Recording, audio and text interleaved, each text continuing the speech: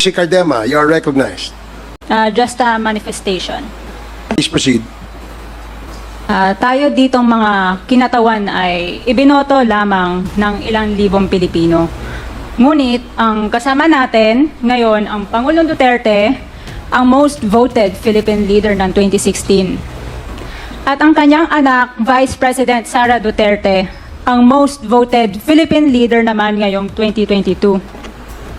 I would like to manifest na gusto ng sambayanang Pilipino ang pagdurog niya sa mga kriminal, durugista at NPA na terorista.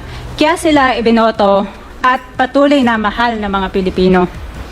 Kaya gusto natin ng patas na hearing. Sana sinama natin dito ang libo-libong mga magulang na ang mga anak ay biniktima ng mga durugista.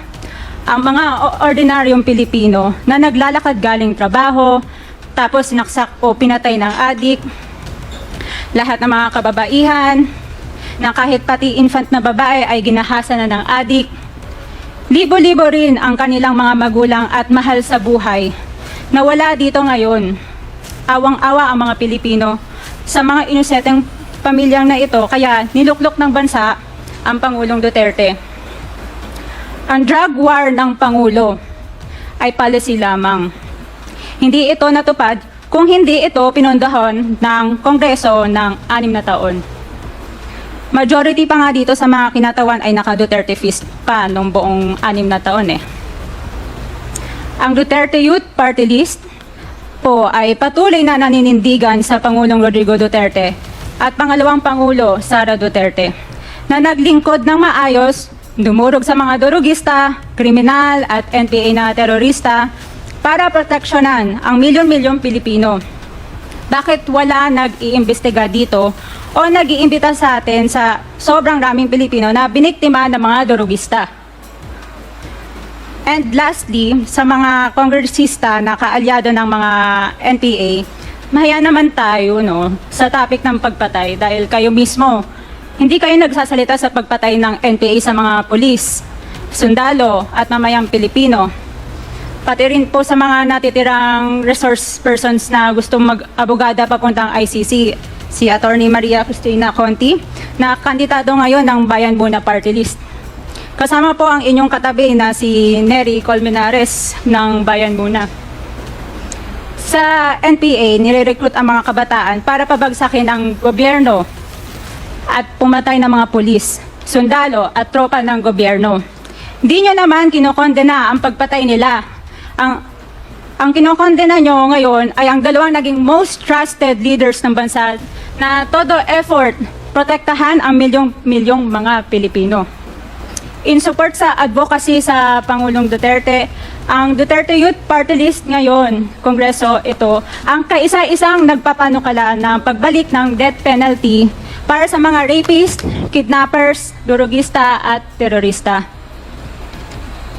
In behalf of the Duterte Youth Party List, kami ay nagpapasalamat sa todong suporta ng Pangulong Duterte at VP Sara Duterte sa mga tropa ng gobyerno at sa pagdurog nyo sa mga kriminal, durugista at NPA na terorista. Yun lang po. Maraming salamat po, Mr. Chair. At Thank you, Congresswoman. Salamat, Cardema. Mr. Chair. Bawal po pumalakpak dito. Kung gusto niyo pumalakpak, doon kayo sa labas. Maaari ba? Mr. Chair, Wala akong bastusan dito, ha? Sige, Congressman Acop, you're recognized. thank you, Mr. Chair. I beg to disagree with my colleague.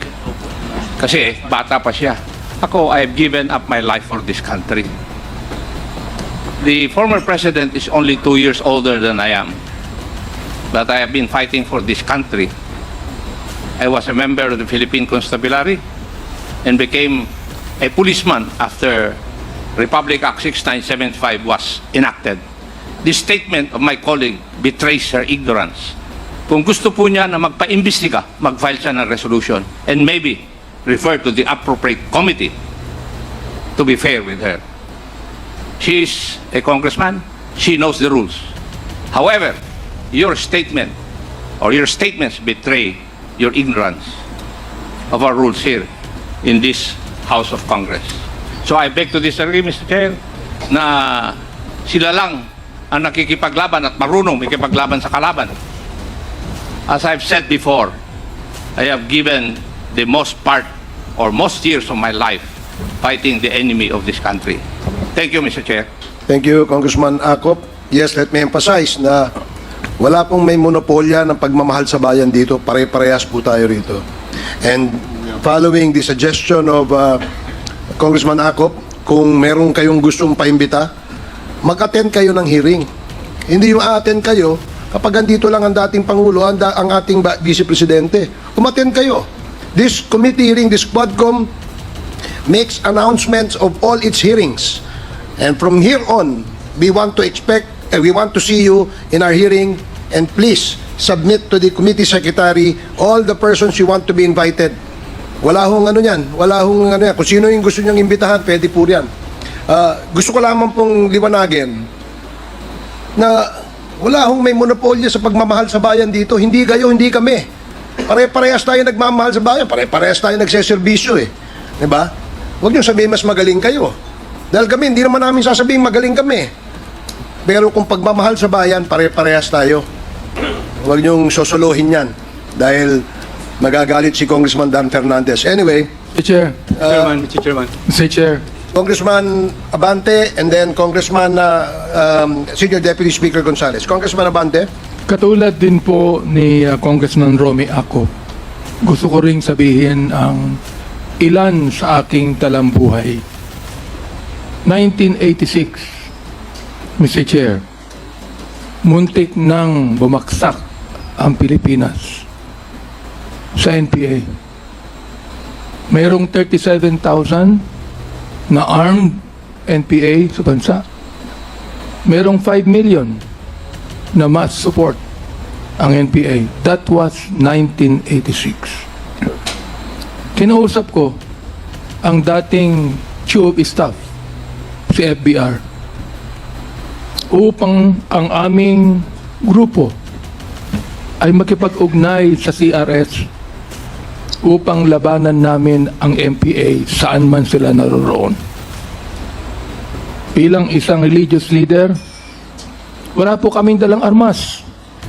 In fact, kami po ay nag-create ng grupo na ang tawag confrontational evangelism. Na ang ibig sabihin nun, habang NPA ay naghahasik ng lagim sa mga bayan, kami naman ay nagtuturo ng Biblia at ng tunay na kalayaan sa bayan. Ako din po ang isa sa mga nagsuggest kay FBR nung araw na magtayo ng isang civilian force na magiging kasama ng armed forces. Naging pangulo po sa FBR. Kasama po ako doon. Naging konsyal ako ng Maynila.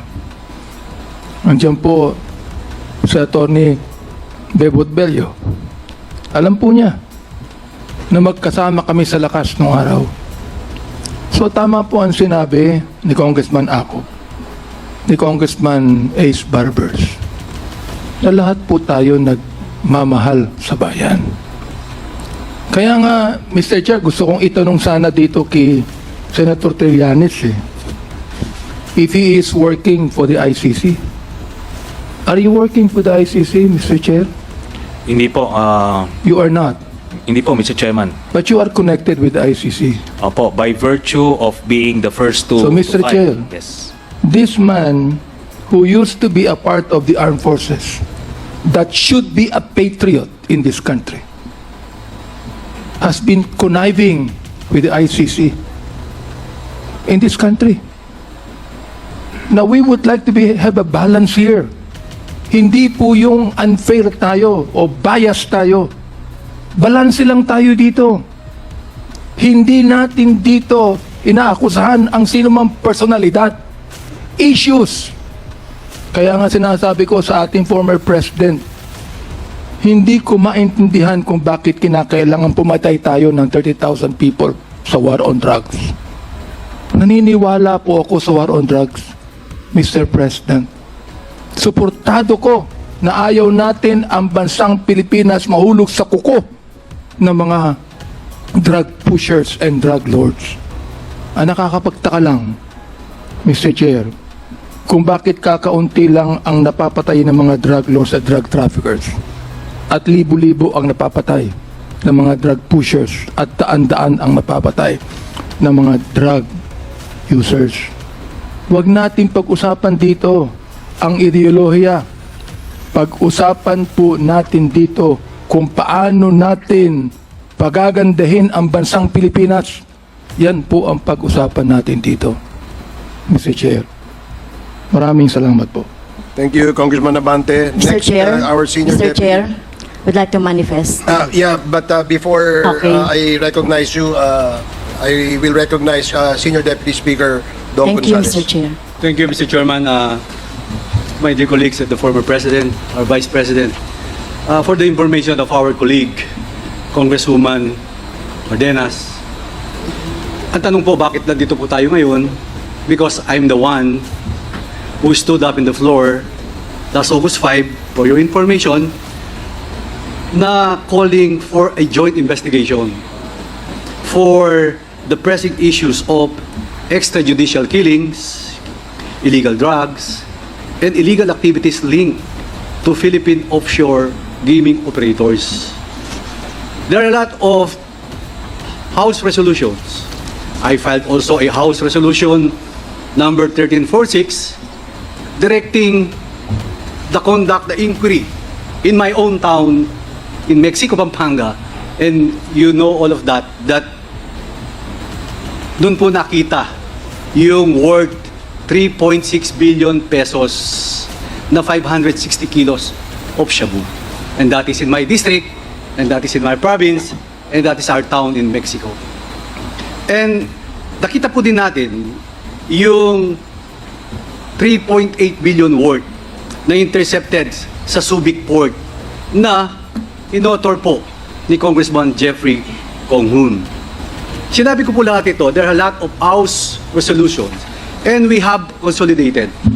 That's why this Quadcom form na dumaan po sa tamang proseso, dumaan po sa Committee on Rules, and I think this is the first time in the history of Congress since 1907. This is the first time na nagkaroon po tayo ng Quadcom Committee. So wala po itong personalan, wala po itong politika, ma'am. Hindi po kami kay former President, wala po yun, ma'am. At sa ating Vice President, do not monopolize the love of country.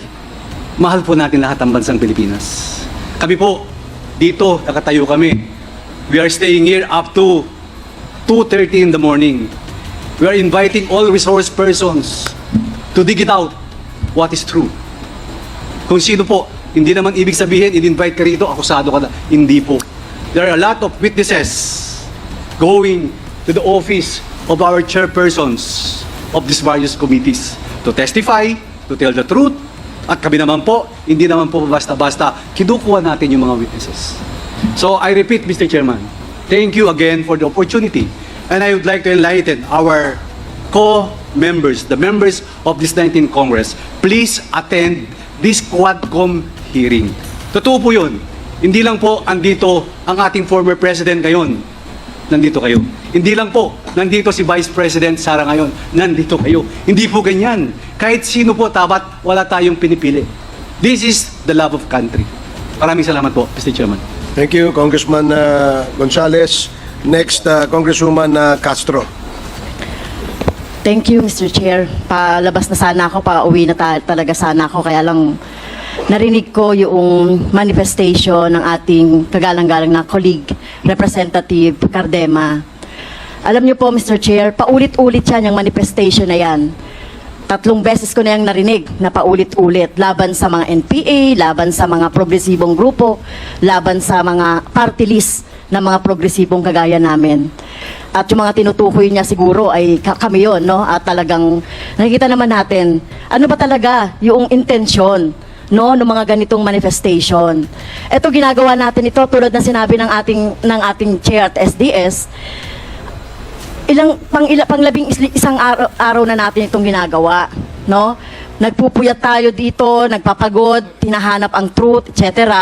Para lang makita natin, ano, 3,000 ang napatay, more or less, sa panahon ni President Duterte na EJK. So, wala ba yan sa inyo? Karamihan dyan, mga kabataan na walang kamalay-malay na naging biktima, Mr. Chair, ng ng mga karumal-dumal na mga pagpatay sa panahon ni President Duterte. I know, idol mo, si former President Duterte, Mr. Chair, idol ng ating colleague dito, kahit na yung ating Vice President. Pero dapat po, ang tingnan natin dito ay yung kapakanan, lalong-lalo na yung ating mga kabataan. No? Kaya po, at isa pa po, Mr. Chair, hindi natin pinapayagan sa ating committee yung pag-disrespeto sa ating mga resource person. Narinig ko rin na binabanggit yung mga pangalan ng ating mga resource person na nandito. So dapat po igalang natin yung rules kung gusto nating makatulong at gusto nating magtrabaho dito sa Kongreso. Kasi ito naman talaga yung sinumpaan natin, ito naman talaga yung mandate sa atin. Ay tumulong na lang kayo, no? Tumulong na lang kayo. At hindi yung ganito, tama yun, no? Maghain tayo ng resolusyon para kung gusto nating may ma-resolve na problema, like yung problema halimbawa ng patuloy na armadong pakikibaka, bakit ba merong mga struggle, armed struggle? Nilulutas natin yan hindi sa madugong paraan, hindi sa militarisasyon. Kaya nga tayo ay nagkakaroon ng peace talks, di ba? Dapat magkaroon ng peace talks at hindi ito na militarization yung ating laging iniisip at laging sinasabi natin na terorista si ganito at si ganon. So, Mr. Chair, pasensya na po kasi nagiging irrational yung mga ganitong mga statement ng ating colleague. Pasensya na, with due respect. Sana hindi na maulit ito at aasahan natin, tama po, aasahan natin sa mga susunod na mga hearings si Representative Cardema na tumulong siya sa atin sa paghahanap ng truth dito sa ginagawa natin sa Quadcom at sa iba pang mga hearings, Mr. Chair. Thank you. Maraming salamat, Congresswoman Castro. The next to interpolate, and I think the last to interpolate, is Congressman Romy Acop. No, last for the first round. I was referring to the last interpolator for the first round. We still have another round, second round. So, Congressman Acop, you have 10 minutes. Thank you, Mr. Chair. Alas 9 pa lang po, nandito na ako kanina. Nag-aayos pa lang yung mga page natin ng mga upuan.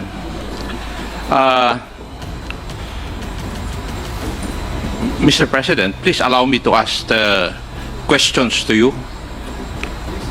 And I hope they will not be considered as stupid questions dahil ayaw nyo po na matanong kayo ng stupid Biro lang yun, questions. sir. Hindi naman ako. Part of it. Thank you. Araw-araw na yun ang may Marami pong salamat, Mr. President.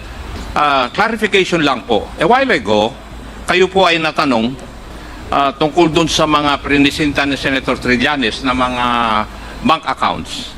And you said you would sign a waiver. Mr. Chair, with all due respect, Mr. Chair, can you please, may I move for 1 minute suspension? 1 minute suspension. What is the commotion? Bakit?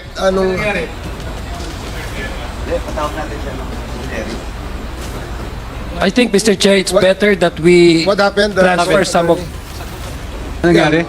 You wish me to explain? Nang dumaan lang ako, Mr. Chair, sabi niya, di ba bayan muna ka? O so ano ngayon? Speak louder. Nang dumadaan ako, Mr. Chair, ang sabi ni Mr. Cardema, di ba bayan muna ka? Tumatakbo ka sa eleksyon. So sabi ko, marami namang congressman dito tumatakbo sa eleksyon. Bakit kami ang mini-mention mo? Okay, sige po. So yun Maraming na naman salamat po ang po. ano ko. Maraming salamat. Thank you, Mr. Chair, Mr. Chair, I would advise our guests here, please not to provoke anybody, especially the guests here, if I may humbly request, para hindi ko tayo tumagal pa.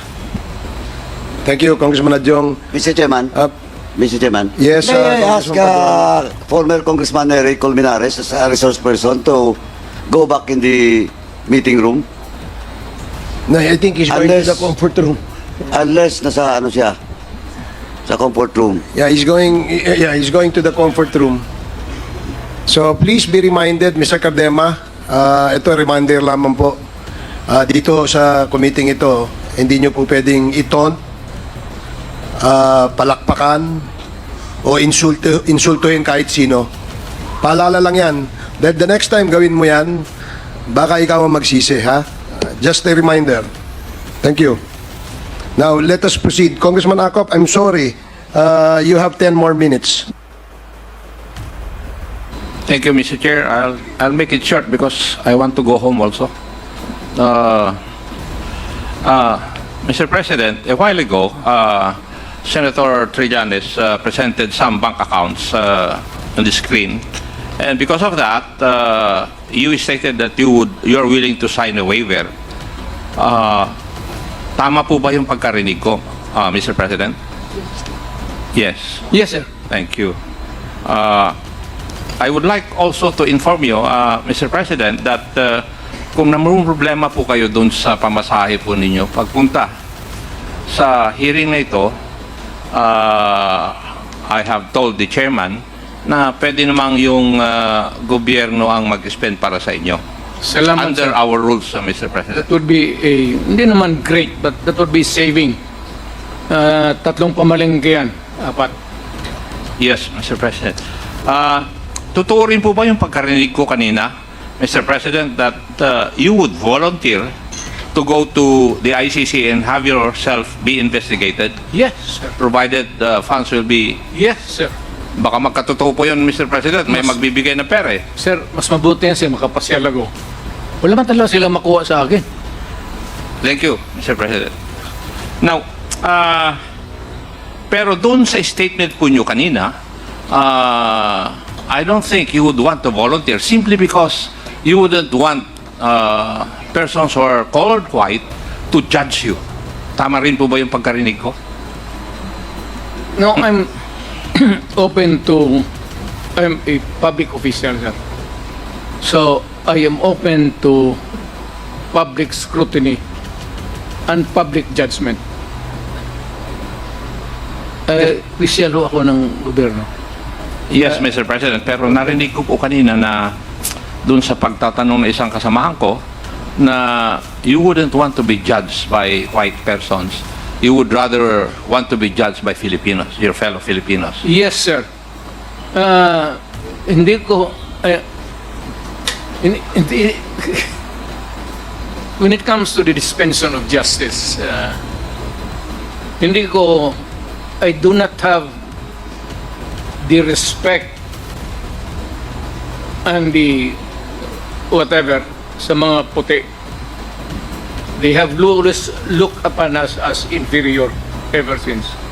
That has not changed over time, many years. I would rather that I be heard, I be prosecuted by a Filipino, heard by a judge, sentenced, then I can appeal, then if it is affirmed, then I can go to the Supreme Court, and if the Supreme Court says that I go to jail, wala namang death penalty ngayon, I would willingly go to prison. Sir, basta Pilipino lang. Huwag lang foreigner. Ayaw ko yung puti, sir. Maraming May sentimento ako sa kanila. maraming salamat po. Would you agree with me, Mr. President, na lahat po ng sasabihin nyo tungkol sa isang issue o isang bagay, it becomes a policy statement of the country when you were the President? Yes, sir. Yes, and therefore, when you stated things about the war on drugs, don't you think it had encouraged our police force to be so aggressive in implementing the war against illegal drugs? Sir, ang police natin, sir, hindi naman yan pinupulot sa daan eh. They are recruited and they undergo 2 years. And one of the subjects, lahat na, and criminal law, nagtuturo rin ako kasi to augment the income at that time sa pamilya ko, sir. Tinuturo namin ang lahat. At yung lahat ng mga ating police, sir, ay edukado na yan and well-versed on how to handle a police work. So, bago sila magsabi na binubog ng police o ganon, titignan mo muna, sir, kasi ang police, usually, hindi kagaya ng ibang civilian, kung may gulo, they can stay away.